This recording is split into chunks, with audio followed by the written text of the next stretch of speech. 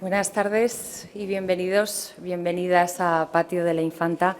El pasado 4 de octubre inaugurábamos este ciclo con el que hemos podido disfrutar de estas 3 ventanas al pasado, un ciclo centrado en explorar diferentes épocas y eventos históricos a través de 3 perspectivas diferentes, 3 novelas independientes entre sí, pero interconectadas.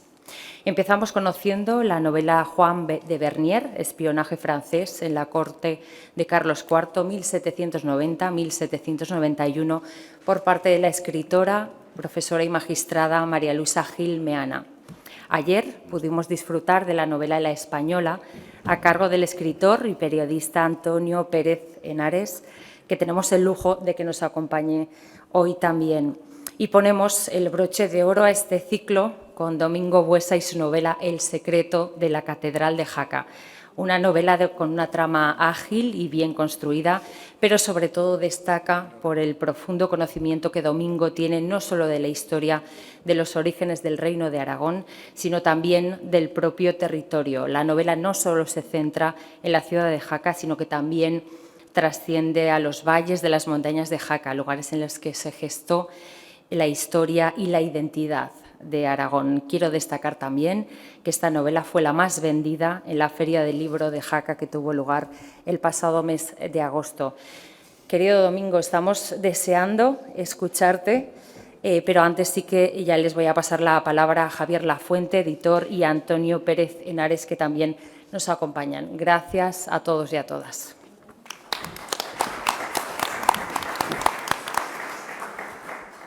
Buenas tardes, bienvenidos a la presentación de esta novela, El secreto de la Catedral de Jaca, que por fin la presentamos en Zaragoza en agosto. En agosto fue tremendo con Domingo firmando, no dio abasto, y la presentación fue gloriosa. Lógicamente, claro, era una novela que habla de Jaca, habla del Reino de Aragón, pero habla también, claro, lógicamente, de la construcción de lo que es Aragón. Entonces, tuvo un éxito tremendo.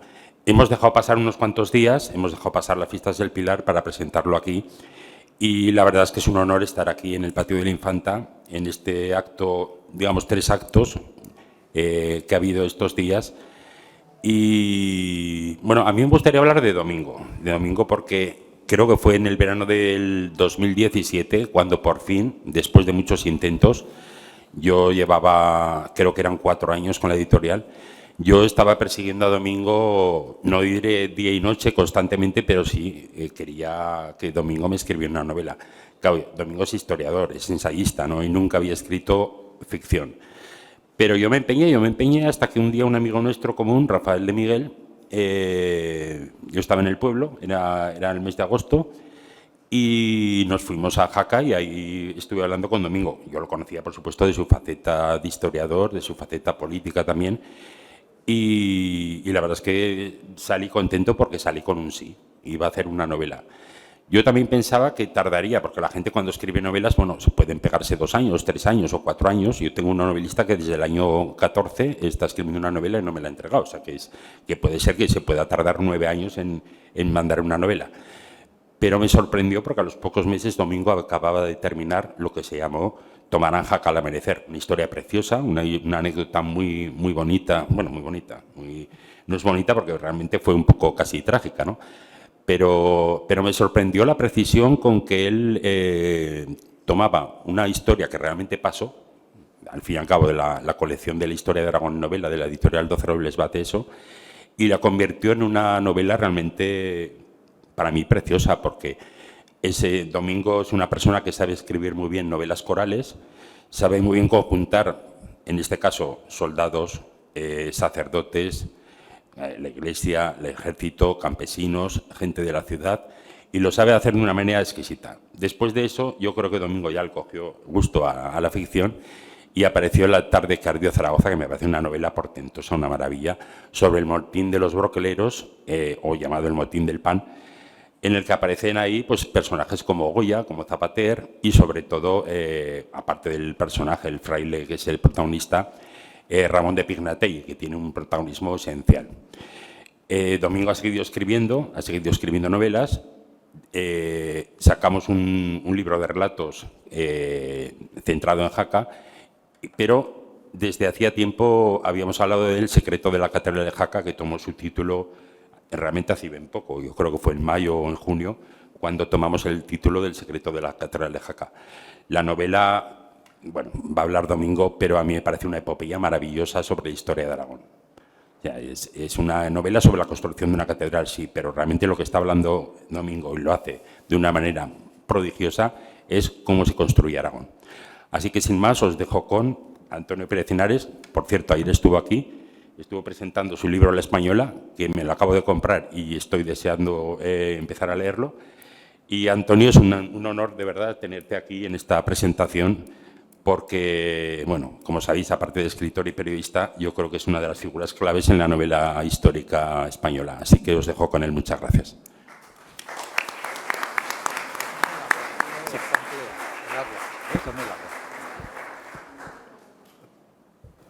Buenas tardes. Ahora, buenas tardes. Muchísimas gracias. Bueno, es un placer estar de nuevo aquí. Ayer me presentaron a mí, hoy presento yo a Domingo. Toma y daca. Verán, cuando conocí a Domingo, y lo conocía como tanta gente, pues por quién es una auténtica autoridad en la historia medieval española, es alguien de reconocidísimo prestigio como historiador, como ensayista. De vez en cuando algunos de nosotros le hemos robado investigaciones y cosas de aquí y de allá y luego las hemos metido. Pero yo no lo conocía como novelista. Bueno, miento, había leído algo de ficción, que es ese pequeño cuento que me encantó. Pero cuando me habló de esta novela y de presentársela, me entraron sudores. Lo digo porque se lo he dicho a él. Lógicamente, de pronto sabía que era una novela de envergadura, y no crean que el salto de lo que es el ensayo, lo que es de los historiadores a la novela, es fácil. Y digo, a ver luego qué tengo que decir. Porque a veces pasa eso. Sí, porque yo le admiro profundamente por un lado, pero digo, y si resulta, menos mal que a la tercera o cuarta página dije, menos mal, porque les voy a confesar, la novela es muy buena. Me ha gustado muchísimo. Me enganchó desde prácticamente la primera página y me sorprendió mucho que de alguna manera en la novela no deja de ser un primerizo. Pues hubiera dicho de entrada, digo, este es un autor que sabe tramar, que sabe narrar y que independientemente de algo que se esperaba, que era un tremendo conocimiento histórico, de un detalle en los datos, pero eso no es una novela. Y esta es una gran novela. Ayer incluso hablaba de algunas cosas. Mira, yo la trama se la voy a contar. Cogen ustedes, la compren y se la leen. Efectivamente está la construcción de la Catedral de Jaca. ¿Cómo no iba a estar Jaca? Si le tenían que nombrar embajador mundial de Jaca, para no solo el mundo, sino para, como dicen ahora, para los espacios interestelares, que es lo que han hecho con el ejército de aviación. Pero, ¿qué cosas, por ejemplo, me sorprendieron? Primera, los personajes. Los personajes en esta novela tienen una gran complejidad. No son personajes toscos, tallados de bueno, de malo, no. Son personajes que tienen una gran complejidad en sí mismos, que tienen sus ribetes, sus diferentes escamas en un momento determinado. Porque, no sé si saben una cosa, se nota mucho en las malas novelas cuando se trazan con trazo grueso y hay uno que es bueno y otro que es malo. Pues no, los seres humanos a lo largo de la historia y de su peripecia tienen momentos espléndidos, debilidades y pueden caer. Y eso da imagen de que hay un novelista y alguien que no es de brocha gorda. Otro elemento que me ha subyugado de la novela es el paisaje. Se nota que él conoce perfectamente, pero no solo conoce, sino que ama, interpreta y es parte de ese paisaje. Y el paisaje en esta novela, los diversos paisajes de esta novela, se convierten en protagonistas de la propia novela, tienen vida. O sea, porque es un elemento esencial de la novela, porque el paisaje que recrea la novela es un elemento esencial en la vida de las gentes, y eso se nota. Eso tampoco sucede en muchas ocasiones. Hay novelas que, si no se dan cuenta ustedes, que parece que no llueve nunca o no hace calor nunca. Eso es una mala novela. Porque en la vida nuestra, el clima, el paisaje, y en un momento determinado, como la Edad Media, lo que es las intemperies, tienen mucho que ver en la vida de la gente. Les preocupa muchísimo más que lo que nos puede preocupar hoy, que ya saben que todos los días en televisión nos anuncian en los últimos tiempos la catástrofe de los días finales. Yo no sé si voy a morir de calor o pasmado de frío, que se podían contener un poco y hacer hombres del tiempo como lo de antes. ¿Va a llover o no? Pues ahora no. Pero en esta novela lo importante es que ese paisaje tiene, y como es un hermosísimo paisaje, eso le da a la novela, yo creo que un potentísimo dramatismo. Y luego, y voy acabando, que tiene que hablar él, verán, hay otra cosa que he dicho, está bien tramada. Una novela, esto es ficción, ficción con personajes históricos muy bien retratados, perfectamente documentados, pero luego, lógicamente, hay una trama de ficción que va recorriendo toda la novela. Y es ahí donde se nota que estamos delante de un novelista muy bueno. ¿Por qué? Pues porque esa trama te mantiene en vilo, porque recorre como una espina dorsal de un poco toda la novela, que al fin y al cabo te va contando lo que es pues el principio de este reino y la complejidad de ahí, y encima se atreve con cosas. Normalmente un historiador no se suele atrever en un momento determinado a juzgar como él hace duramente a alguno de los protagonistas, a un rey, porque también se nota que hay un personaje al que quiere más que al rey, y eso también se nota en la novela. Tu favorito no es el rey de Aragón, siempre acabas pensando, Domingo lo que quería era que el rey hubiera sido el otro. Pero lo que les estoy diciendo es que yo he venido a hablarles de un novelista y de una novela que creo que merece la pena ser leída, que es una novela que creo que va a ser germen de otras más.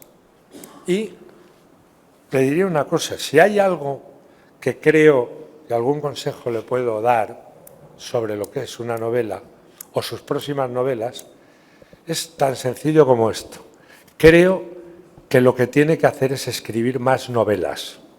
Escribiendo más novelas, todavía esta novela será la primera, porque habrá novelas, porque hay un narrador, hay un novelista, que serán mejores. Yo creo que estamos en el principio de un magnífico novelista que espero que se una a esta escuela de grandes novelistas que hay en estos momentos de Aragón.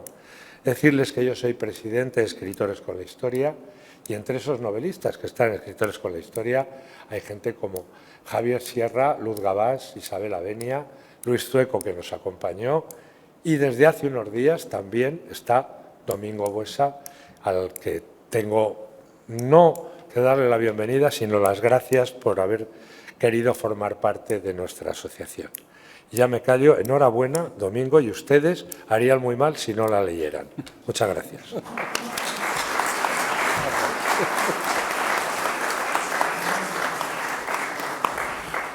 Muchas gracias, Javier. Chani.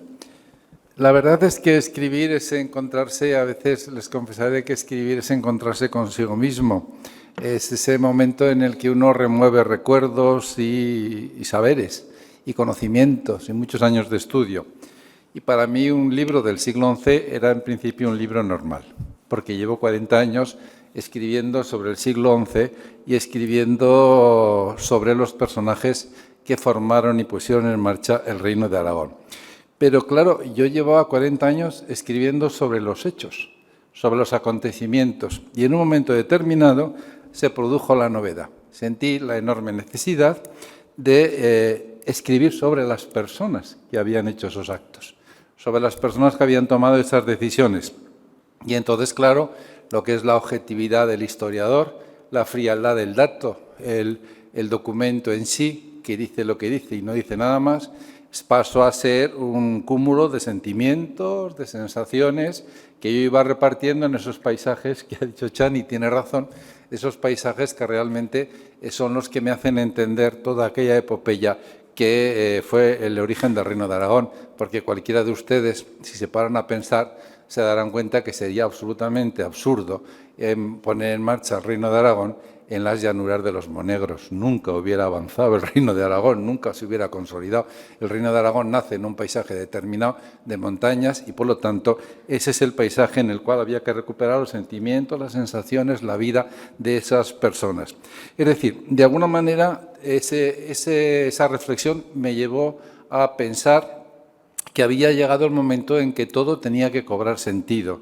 Es decir, que tenía que explicar cómo había sido el origen del Reino de Aragón, cómo había sido aquella gesta maravillosa que ha hecho que hoy estemos posiblemente sentados aquí.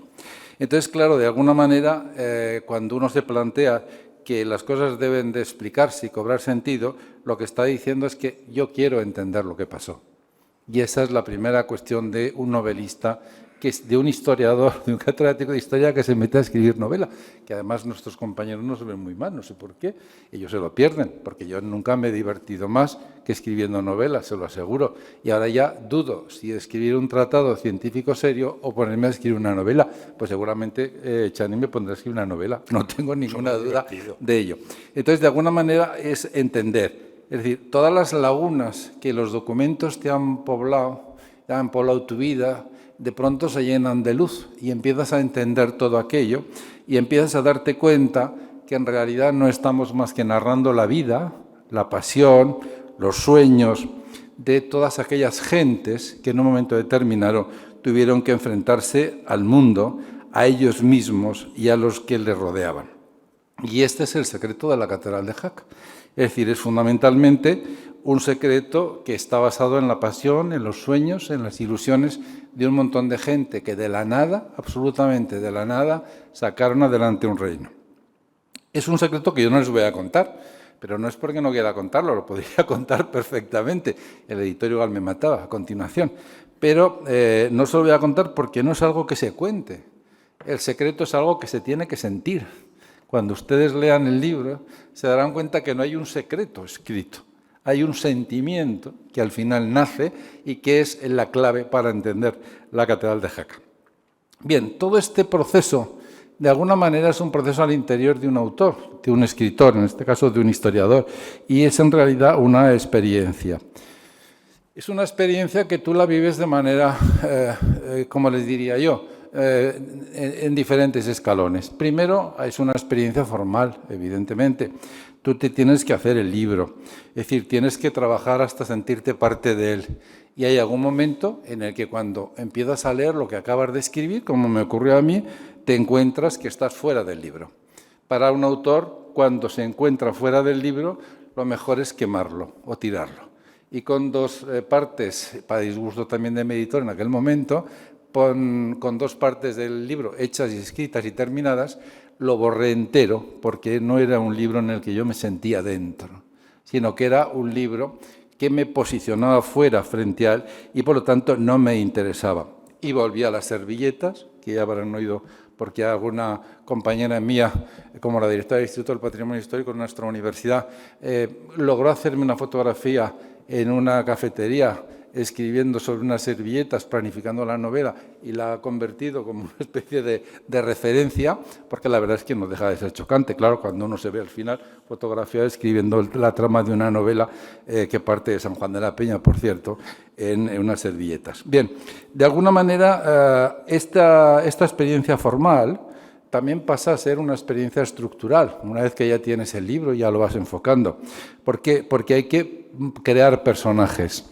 Y cada personaje que creas, y esto los autores lo sabemos bien, es como una especie de desnudarte. En cada línea te vas desnudando un poco y te vas de alguna manera planteando cosas tuyas, pensamientos tuyos, que acabas viendo y leyendo en bocas de otras personas. En este caso decidí que esta experiencia la tenía que protagonizar un personaje, que tenía que ser un monje de San Juan de la Peña, un sitio emblemático para nosotros, y que se llama Nicolás de Ordovés. Ordovés es un pueblo muy pequeñito en un valle alto aragonés, que es el Valle del Guarga.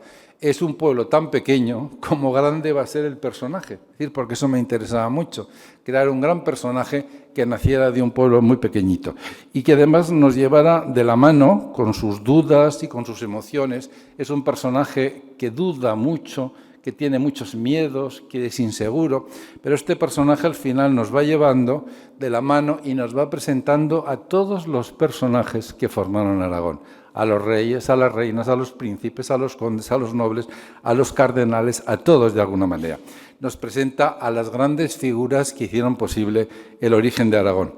Y cuando yo me di cuenta, y ya estaba ya avanzando en la segunda escritura del libro, me di cuenta que yo había empezado un libro que se tenía que titular El maestro de la catedral de Jaca, porque era un libro que iba dedicado a contar los avatares, muy curiosos, por cierto, que no me resisto algún día a contarlos, del hombre que construye físicamente lo que es la catedral de Jaca.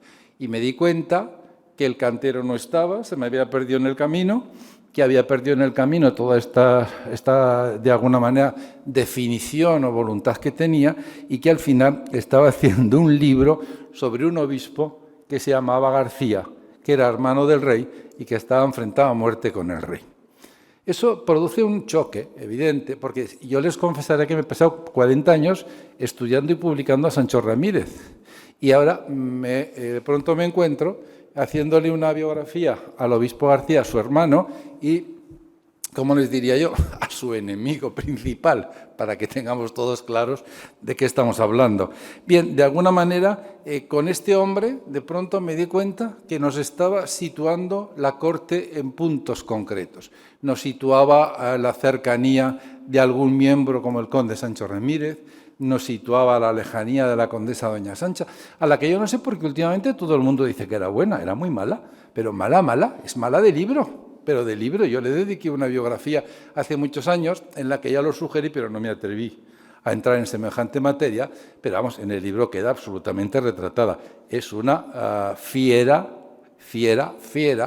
que además no tiene ningún tipo de límite. Pero es que además estamos viviendo también una cultura a veces que todo el mundo, cuando uno se muere, pasa a ser bueno, aunque haya sido un canalla. Pues imagínense ustedes los que se murieron hace 1000 años, bueno, esos son ya buenísimos, ya son el colmo de la bondad, ¿no? Pues no, señor, no. Hay que ser justos, es lo que decías tú antes, y yo creo que lo he intentado. Hay que ser muy justos con la memoria histórica, y a cada uno hay que colocarlo en el sitio que debe de estar, porque en el país de los muertos no se olvidan las maldades, los enfados, las críticas, las traiciones. No se deben de olvidar, porque están ya en manos de la historia y son propiedad de la historia. Y entonces, cuando ustedes vayan viendo todo esto y vayan viendo cómo de pronto aparecen, se posicionan, se enfrentan, se aman, porque claro, el ser humano se odia hoy y se ama mañana, pero es que es la naturaleza y debe ser así. Además, yo creo que es hasta bueno compensarlo.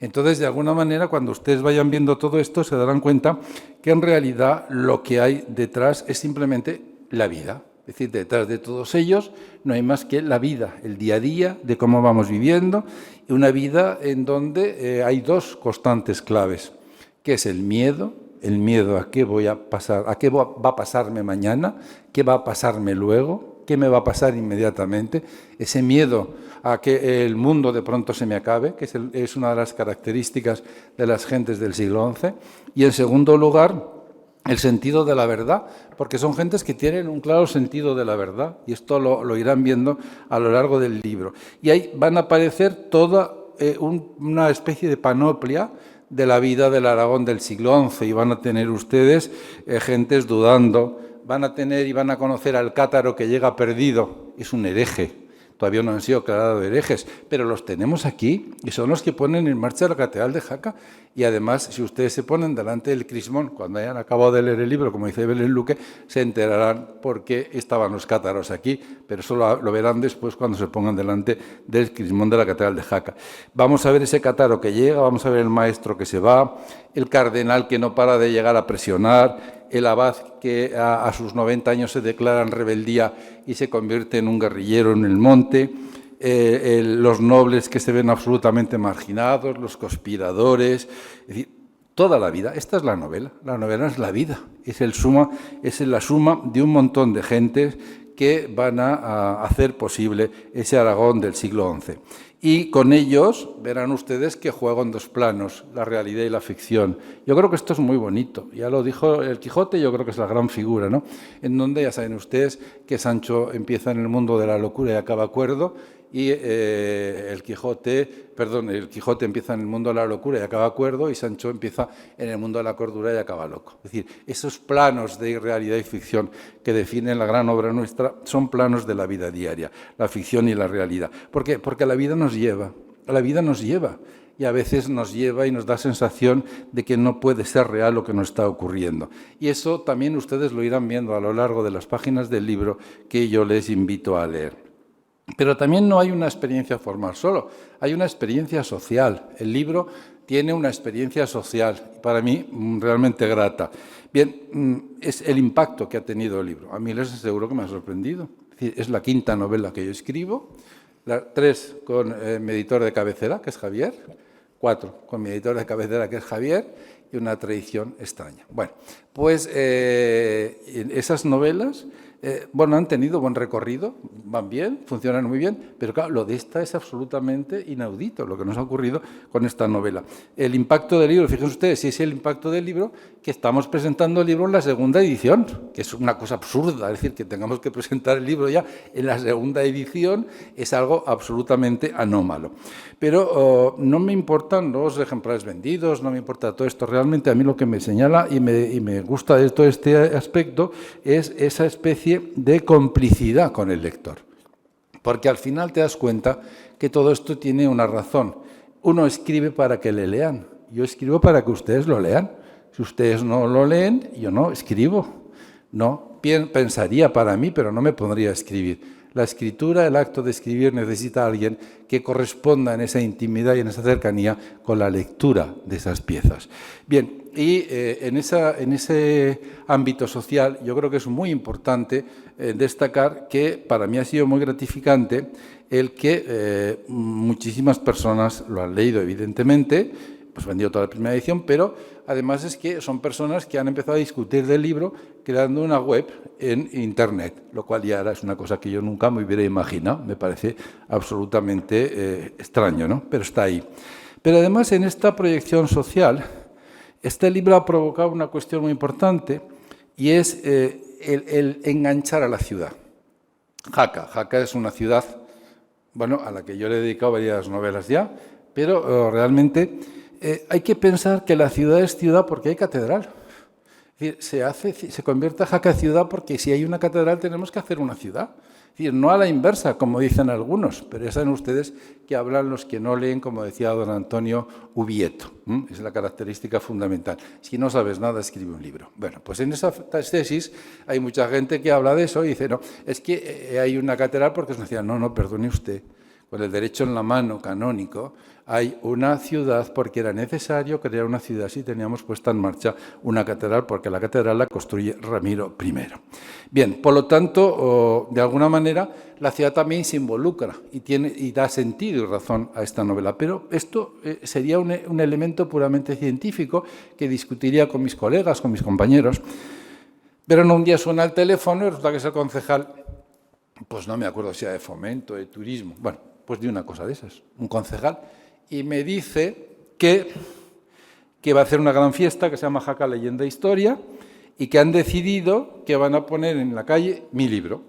Digo, hombre, en la calle está ya. Le contesté yo curioso, dice, no, quiero decirle que vamos a escenificar Pues no sé, el capítulo es el 9, me parece, o el 8.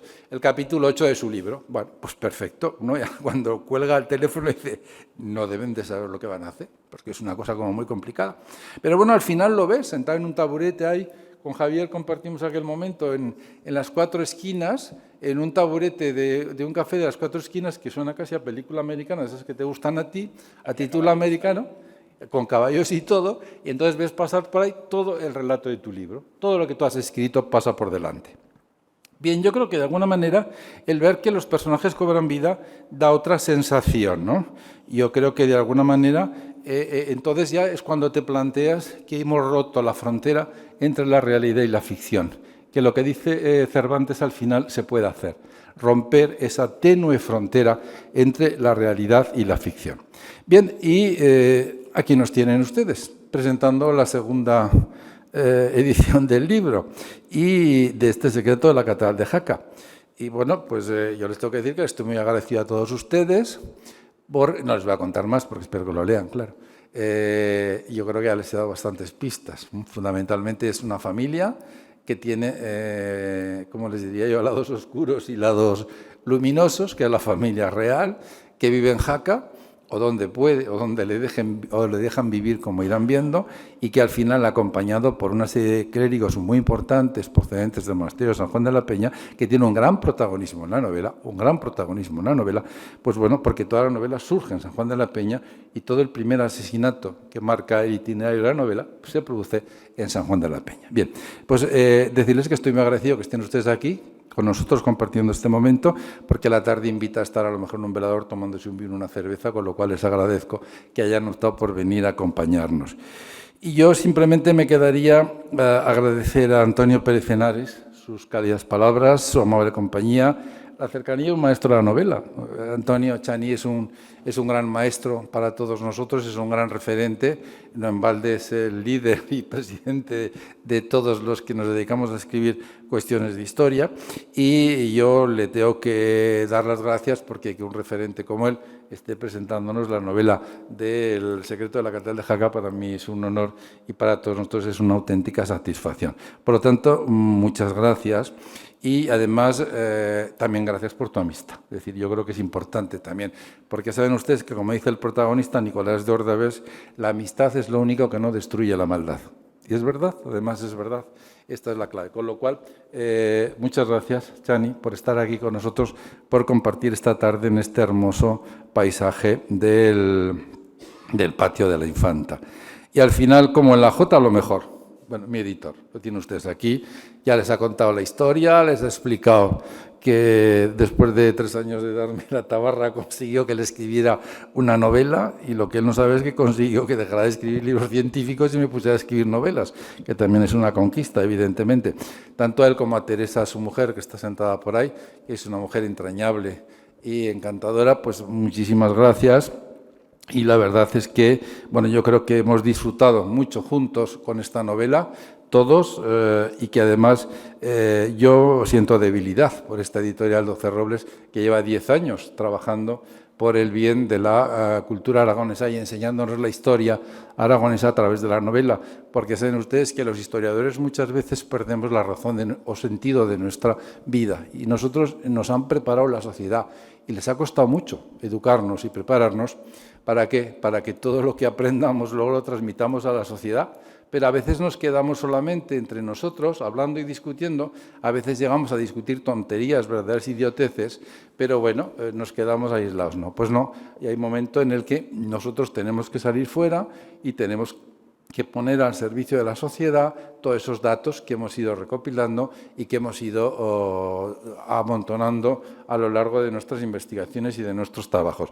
Y eso es lo que hace la colección de novela, porque claro, muchas personas no se acercarían a leer un tomo enorme sobre el origen de Aragón en el siglo XI, pero seguro que todos los que han leído la novela saben perfectamente qué pasó y cómo fue el origen de Aragón. Por lo tanto, hemos cumplido con ese deber social que es transmitir de alguna manera la verdad de nuestra historia a las gentes. Y piensen ustedes que los pueblos que no conocen su historia no la pueden defender.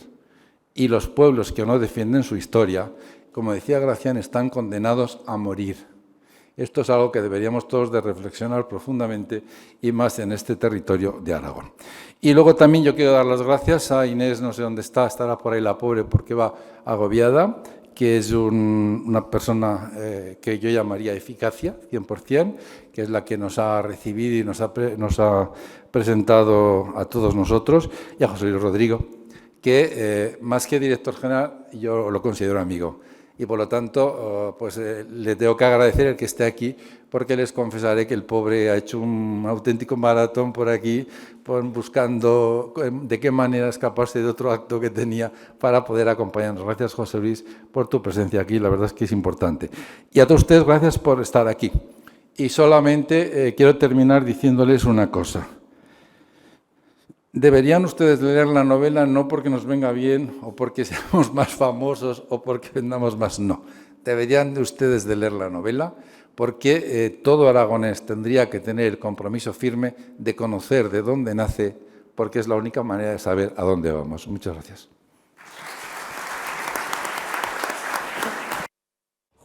Construimos un mundo con más oportunidades para las personas, para conseguir una sociedad más inclusiva y sostenible. Fundación Ibercaja. Juntos hacemos más.